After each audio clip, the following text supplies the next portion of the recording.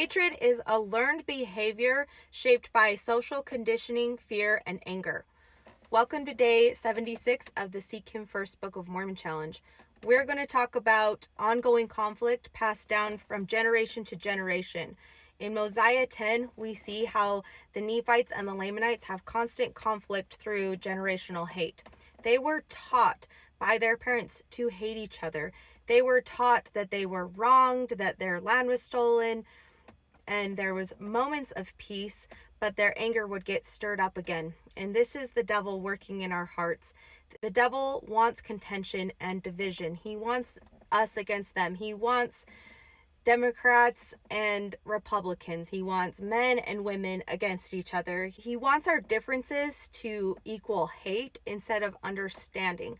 And we see this all throughout the world, the different types of ways that Satan divides us.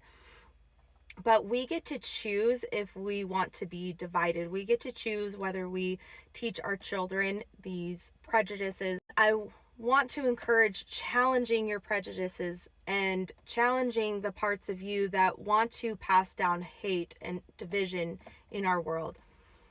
In these verses, we see that King Zeniff wants to prepare for war because he sent out spies and saw that they were preparing to come and fight them.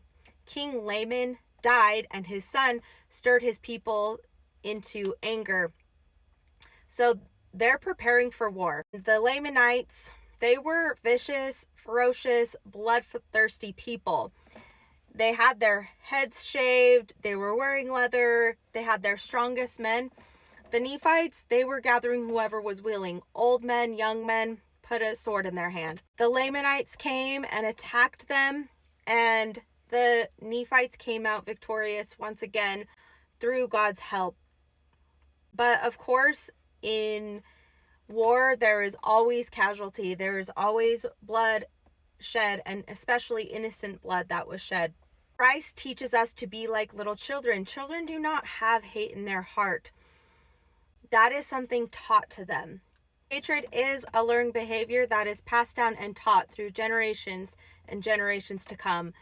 Children are naturally loving, quick to forgive, and very present in the moment. It is only as adults that we let depression and anxiety and bills and work and all of that cloud our perception and justify bad behavior and hatred.